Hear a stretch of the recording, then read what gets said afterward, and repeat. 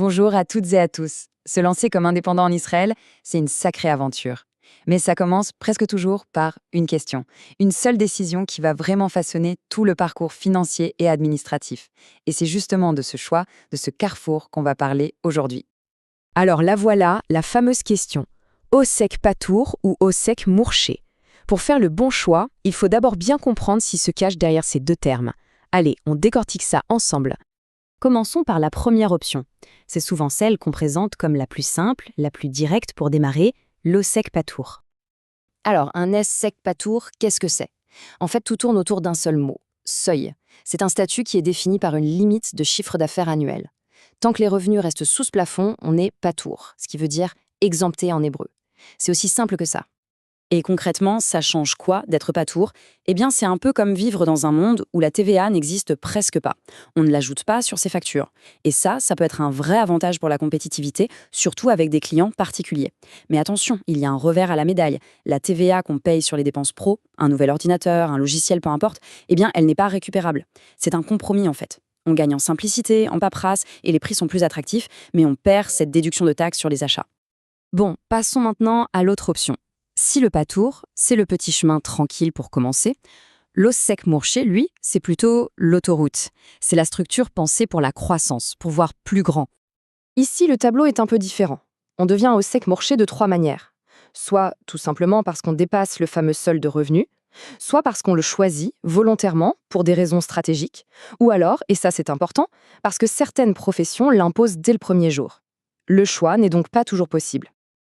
Avec le statut Murché, on change de rôle. On devient, en quelque sorte, un collecteur d'impôts pour l'État. On ajoute la TVA à ses factures, on l'encaisse et on la reverse. Mais, et c'est là que ça s'équilibre, on peut aussi déduire la TVA de toutes ses dépenses professionnelles. Le prix à payer pour ce système, c'est bien sûr une gestion administrative un peu plus lourde, avec des déclarations régulières à faire au fisc. Allez, mettons-les face à face pour que ce soit bien clair. D'un côté, la simplicité du patour, pas de gestion de TVA, mais aucune déduction possible. De l'autre, le Mourché, plus complexe, qui gère la TVA à la fois en entrée et en sortie. Le cœur du dilemme, il est vraiment là. Simplicité contre flexibilité fiscale.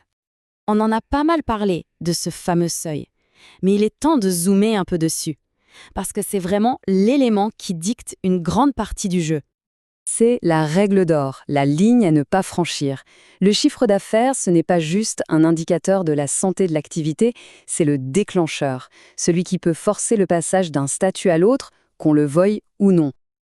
Et le voilà, ce chiffre magique, ou du moins le chiffre pour 2022, 102 292 shekels. Mais attention, ce montant est réévalué tous les ans. C'est donc absolument crucial de toujours vérifier le seuil en vigueur pour l'année en cours. Et sur ce point, il n'y a pas de discussion possible. Si en cours d'année, le chiffre d'affaires dépasse cette limite, même d'un shekel, le passage en Mourché devient une obligation légale. Et à ce moment-là, toutes les simplifications du statut patour, eh bien, elles s'envolent. D'accord. Mais alors, si on ne dépasse pas le seuil, pourquoi est-ce qu'on choisirait volontairement le statut le plus compliqué? C'est là que la décision sort de la simple règle pour devenir une vraie question de stratégie. Il y a au moins 3 scénarios où être Mourché, même sous le seuil, peut devenir un véritable coup de génie. D'abord, si on vend à l'étranger.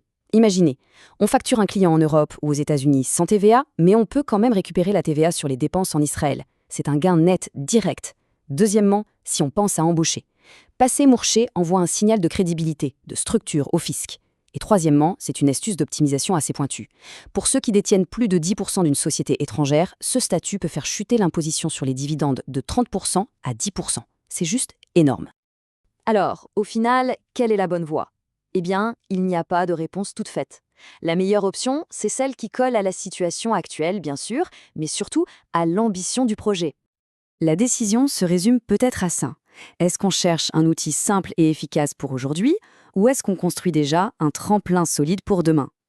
Ce choix, ce n'est pas juste une formalité administrative. Non, c'est le premier véritable acte stratégique qui va dessiner la trajectoire de l'activité.